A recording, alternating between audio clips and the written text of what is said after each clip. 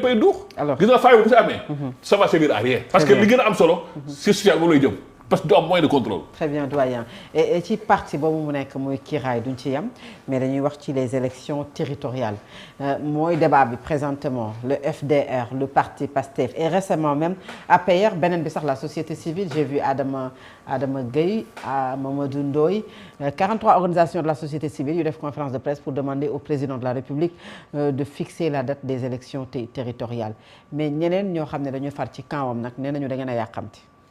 Le président est quand même dans les délais dépassé gu ko pour fixer li nga xam ne moom mooy pour convoquer le décret pour joxe le décret convoquant le corps électoral et les élections. bon sànq ba léegi le débat était technique moo tax bëgg ma dugg politique. mais là c'est politique. maintenant c'est politique ñii ñoo jàppalul Diomaye.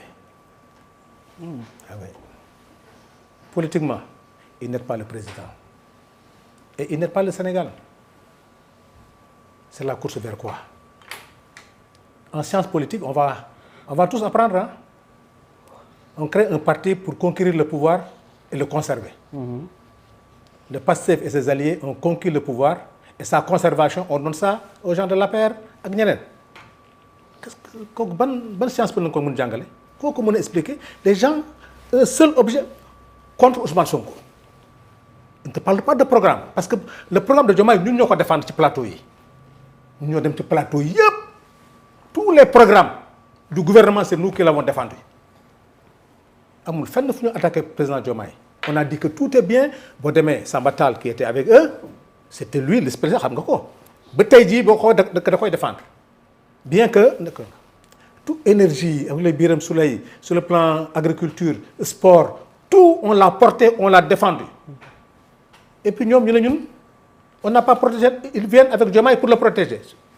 La meilleure protection de Diomaye c'est Ousmane Sonko mu doon fusible kenn Diomaye bii nekk président kenn du ko tudd toutes les balles c'était sur Ousmane Sonko sa réussite c'est la réussite de Pastef mais le président dafa génn ci li mu waxoon qu'il démissionne de la politique non il suspend le parti pour s'occuper de l'État pour être au-dessus de la mêlée mais président ñuy gëmloo ko ne ko as mooy Diomaye mooy as mu xëy suba ne day créer parti. Comment on peut créer un parti étant au pouvoir et quand tu es dans une coalition yow mi nekk au pouvoir le parti majoritaire yow la mais président ñi ñëpp xamu leen 500 et quelques xam nga 300 et quelques maires de l'APR ban décret et ce qui on a dévoyé le conseil des ministres képp conseil des ministres léegi booy xaar looy xaar nomination kenn dootul wax les programmes mais on fait plus attention sur les communiqués du conseil des ministres on fait attention maintenant sur les nominations. Président Diomaye am na nombre de décrets yu mu mën a nommer pour un parti et puis c'est ça le problème des fonds politiques parce que fii la tradition des fonds politiques c'est entretenir la coalition gars yi xeex nañ fi ba sonn pourquoi la coalition de Macky Sall a tenu parce que il a bien géré ku ne mu jox la sa wàll mais wàll yooyu nañu war a arrêter maintenant quand il appelle ça dàqal diw un parti républicain au lieu de se baser sur des performances tu te bases sur des appartenances politiques ñu ne c'est un parti républicain Bassirou Kébé keneen ak keneen parce que il appartient à Pastef le parti du président moo tax ñu dàq leen ñu ne c'est un parti républicain tey ñoom ñooy taxaw di wax ne les ministres son leader il a dit ñëpp dégg ko mu ne les Cheikh Tidiane Dièye ak ñooñu il faut qu'ils se définissent wax fu ñu bokk sinon ñu dàq leen mais loolu xam nga dans un état normal c'est-à-dire on gère plus l'état tey on a des coupures d'électricité kenn xamul lan la le ministre ne s'est pas prononcé tey ñu ngi dem ci campagne agricole bi kenn xamul mu demee les denrées sont en train de flamber kenn xamul lan la personne ne parle au moment où le schéma du président c'est kiraay on parle même de vacances wóor na am na ou amul mais c'est-à-dire malheureusement on parle d'élection mais dama ne Fatou Abdou on en a assez à chaque élection il y a des morts pour un problème de calendrier électoral président Diomaye li war na toog di ko xalaat la révision des listes Macky Sall avait trouvé une stratégie pour que les jeunes ne puissent pas s'inscrire moo taxoon xale yu bëri inscrire uñu mais tey depuis février on devait faire la révision des listes électorales on est à 5 mois c'est le président Diomaye c'est le président de la CEDEAO et il y a le protocole additionnel de la CEDEAO pour le respect de la démocratie et de la bonne gouvernance et le consensus président war na toog ba tey bii waxul Sénégalais yi élection dina am wala du am mais c'est pas sérieux c'est pas bien te ñoom ñoo ànd ak moom. mais certains disent qu'il est toujours dans les délais. non Fatou. maanaam nee nañu ba tey mi ngi ci délai bi nag. il est dans les délais c'est les 6 mois.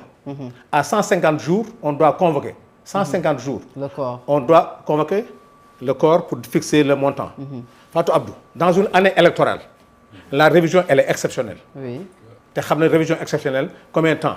on est à 5 mois des élections bientôt on va dépasser le protocole de la CEDEAO. man waxuma sax élections yi ne. Et puis, les préfets sont en train de distribuer des cartes. Actuellement, le nombre de jours pour fixer la révision n'est pas... Il ne peut pas 15 jours ou 10 jours, on ne sait jamais. Mais qu'est-ce qui empêche le président de la République de se prononcer? Si nous savons vraiment, Sénégal, on a talk ça déclaré date élection. Lolo, c'est le président Diomaye. Passif, nous fallen, voilà ces ruptures. Nous talk ba heure bi, Mimi Touré. Nous avons un débat.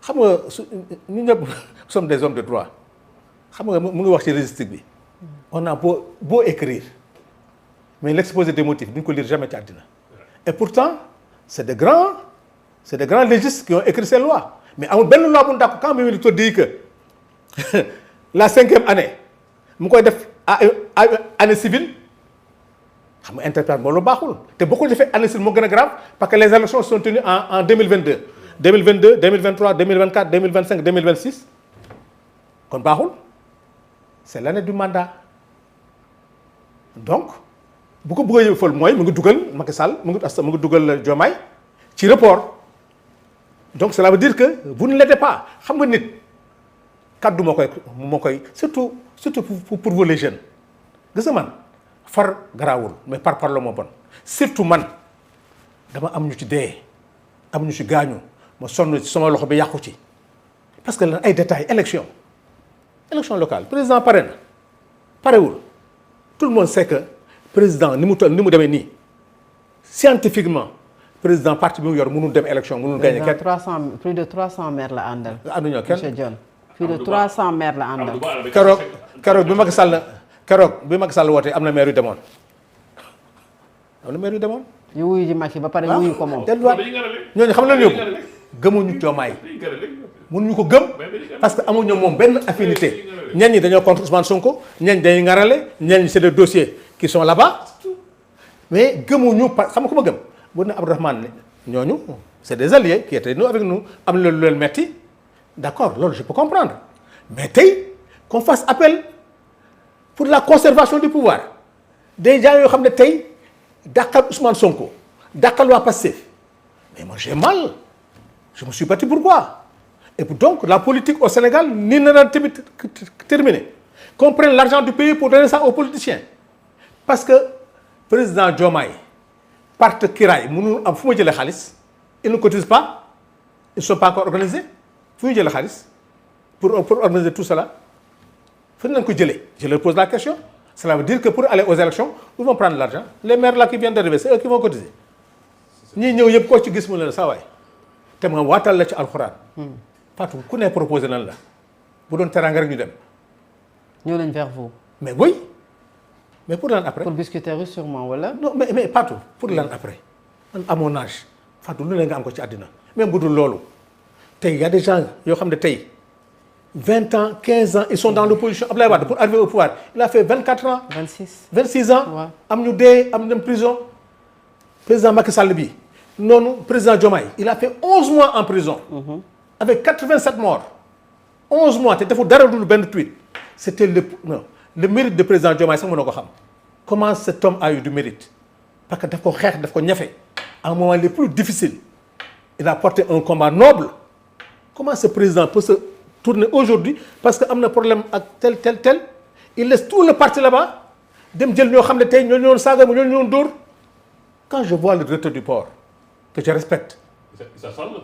mais ñooñu ñu woon ci ay affaire boo xoolee ay photos mais et puis tu renvoies Waly Diouf Bodian mais am na yoo xam ne j'ai mal pour mon pays moi non j'ai très mal pour mon pays parce que lii ça n'aide pas notre jeunesse cette jeunesse qui vient de li leen soxla mooy la façon de changer parce que ñoom Sanu Dione ñun ni ñu doon defee politique ça doit dépasser baaxul. am na un temps c'était normal mais temps yii actuellement avec la situation économique Et ça va s'aggraver. Actuellement, on est en train de tenir difficilement. Même Ousmane Sonko l'a dit au Premier ministre. Dina metti de. Mais vous mettez kan moy genn wax.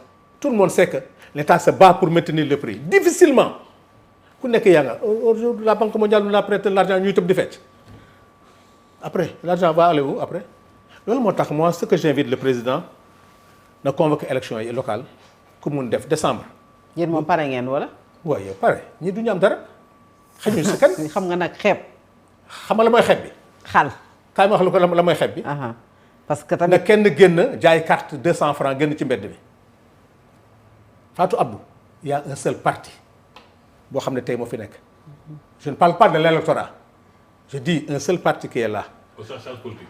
en science politique parce que nag di nga politique dafa am nattukaay waxoo xam mais nattukaay bi génn. aucun parti politique mënu fi jaay carte 100 francs 200 nit ñi génn ci mbedd bi. aucun parti politique mënul un week-end les 500 et quelques communes à la même heure le même jour ñëpp di animé di génn ci Sénégal bii mosuma ko gis dans ma carrière politique c'est que c'est un homme du question Pastef du keneen leneen yàlla moo ko may Ousmane Sonko mu demee noonu tey bu nu woon Sanu Jonn mooy falu gangi neew xamuñu ma de dañ may fal bu noppi ne ma kan mooy Sanu Jonn il y a eu la liste des suppléants il y a tout et tout. Alors, mais donc cet homme-là il a fait trop mal à certains parce qu'il les a amenés à la retraite politique man ma nangu ko il y a des pratiques qui étaient là politiciennes mu arrêté ko loolu nag am na ñu metti mais c'est pour l'intérêt du Sénégal gëm naa ne c'est pour l'intérêt du Sénégal et ce sont les jeunes qui vont en bénéficier man otatuma dara man su may njaboot laay xalaat samay doom parce que man xëy na échappé naa ñun échappé nañu xëy na mais nos enfants qu'est-ce qu'ils vont devenir avec ces mauvais politiques? L'Afrique n'est pas pauvre, c'est impossible. C'est impossible que l'Afrique soit pauvre. L'Afrique doit être l'atelier du monde, Fatou Abdou. Pour lan ñu ngi sol mbasin yi nga xam ne tey feebar yëpp moo ñu ko indi yëpp c'est du pétrole. Alors on a du coton ici, du vrai coton. am na ñu diwlin boo xam ne tey tu vas en France le litre d'arachide ay 7 €.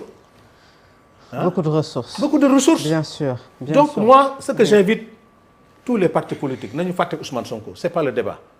Nañu fexe ñun ñëpp ñu mobiliser wu uniquement pour le Sénégal. Uniquement pour le Sénégal. Ñu fàtte Ousmane. Tant que le débat c'est Ousmane Sonko, on va pas avancer. Alors très bien, doyen. Alors Aziz, les élections territoriales, parce que bu ñu waxee le calendrier électoral, c'est une obligation de respecter le calendrier électoral. Exigence sax démocratique la dañoo war dem élection jot na